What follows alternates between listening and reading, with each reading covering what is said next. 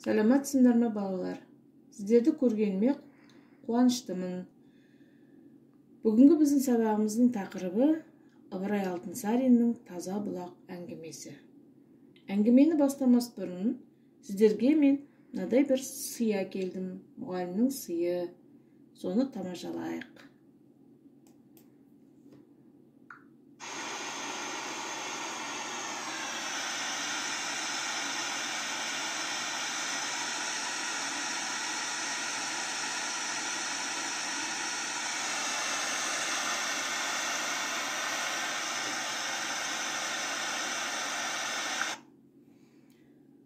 Бұдан не естідіңдер, не көрдіңдер бейнероликтен, не тамашаладық?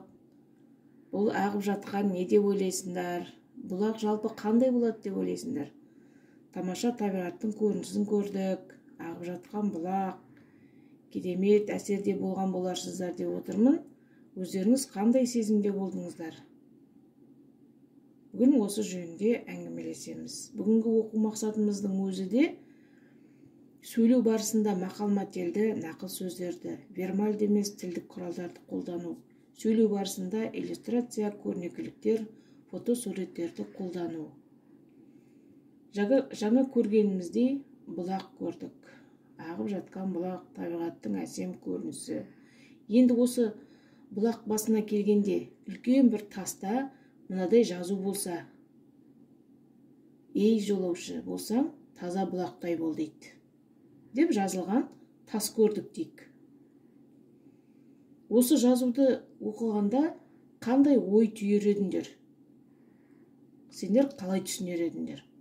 Енді осы сұраққа жазуды дәптерлеріңе арнап жаза қойыңыздар өздеріңіздің ойларыңызды.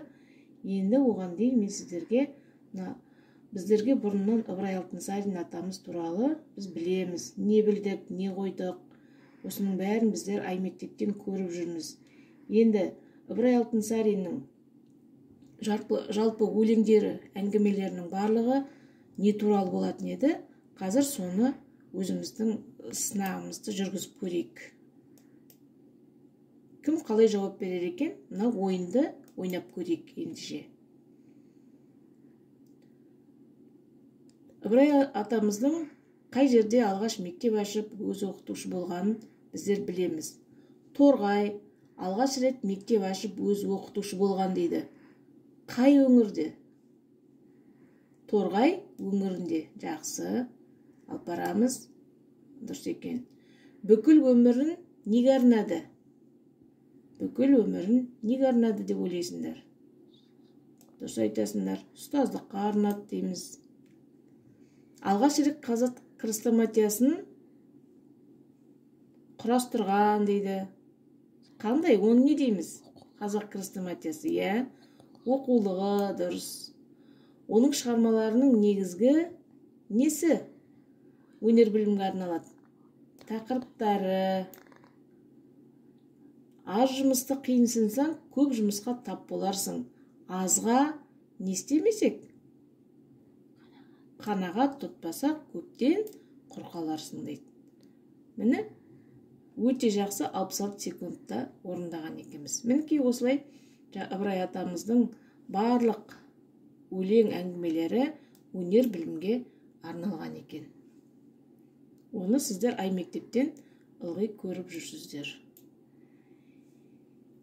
Келесі жаңа сұраққа енді өзіміздің ойымызды, пікірлеріңді жазып, ойланып болған боларсыңдар.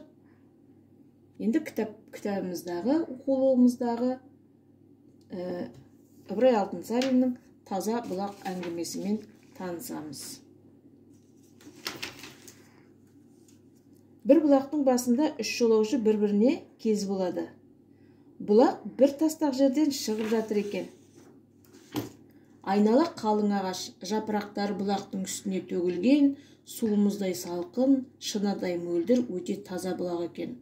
Бұлақтың қайнап жатқан көзіне жақын жерге қазандай бір қара тасты қойыпты да, тасқа: «Ей, жолаушы болсаң, осы таза бұлақтай бол» деп жазыпты. Үш жолаушы бұлақтан шөлдері қанғанша су ішеді, тастағы жазуға көздері түседі. Сонда бір жолаушы тұрып былай дейді: бұл жазылған ақыл сөз екен. Бұлақ күні түні тынбай ағып алыс жерлерге барады. Бара-бара кеңейіп үлкейеді. Бұған жол жөнекей кішкене бұлақтар қосылып, үлкен өзен болып кетеді. Мынадай ғибрат алуға болады. Сондай адал қызмет қыл, еш уақытта жалқауланып тоқталып қалма. Сөйтсең, ақырында сен де үлкейіп, мұратыңа жетесің дегені деп білемін дейді. Сонда екінші жолаушы басын сайқап былай дейді: жоқ, мен олай ойламаймын дейді. Бұл жазудың мағынасы сіздің ойлағаныңыздан гөр тереңірек соқса керек. Бұл кім-кімге болса да даяр, ыстықтаған салқындатып, рақаттандырады, сусағанның шөлін қандырады. Онысы үшін ешкімнен ақы дәметпейді. Олай болса, бұл біреуге жақсылық етсең, ол жақсылығыңды ешкімге міндет етпе деген ақыл болады. Сол кезде үшінші жолаушы, жас көркем жігіт, үндемей тұрып қалады. Сонда жолдастары: сен не ойлайсың деп сұрайды. Жігіт айтты: менің ойыма бөтен бір нәрсе келді. Бұл бұлақтың су бір орында тынып тұрып, шөп шалам түсіп олай қоқым болса, бұған адамнан гөрі айуан ынтық болар еді. Бұлақ күні түн тынбай ағып тазаланып тұрған үшін бұған адам ынтық. Олай болса, бұл жазудың мағынасы: көңіліңді, бойыңды осы бұлақтай таза сақта. Бұлаққа қарасам, күн түссе күннің, шөп түссе шөптің сәулесін көреміз. Ендеше көңілің сол сияқты сыртқа ашық көрініп тұрсын деген ой деп ойлаймын депті. Мінекей балдар, жаңадан бері сіздер осы тастағы жазуды оқығаннан бері өздеріңнің ішкі ой пікірлеріңді енді осы мәтіндегі сөздермен, автордың ойымен қалай сәйкес келді ме? Өз болжамдарыңды сәйкестендіріп қараңдар. Осы әңгімені тыңдап отыру барысында таза бұлақ әңгімесі арқылы қандай ой салғысы келді деп ойлайсыңдар? Өздеріңнің ойларыңды дәптерлеріңе жазуға болады. Және де мәтіннен суреттегі бұлақ сипатталған жолдарды тауып, оқып, бұлаққа қатысты көркем сөздерді дәптерлеріңе жазып ала қойыңдар. Және де осы мәтінді оқып, әрбір жолаушының пікірінің дұрыстығына өздерінің дәлелдеріңді келтіріп үйреніңдер. Сөздеріңді нақыл сөзбен тұжырымдауға үйреніңдер. Бірінші жолаушының дәлел сөзіне қандай дәлелін келтіресің, екінші жолаушыға қандай өзіңнің жақтаушы дәлеліңді, тұжырымыңды айтар едіңдер. Үйден осы мәтінді жақсы етіп оқып, қазіргі берілген тапсырмаларға мұқият орындауларыңды сұраймын. Бүгінгі сабағымыз осымен аяқталды. Келесі кездескенше аман сау болыңдар.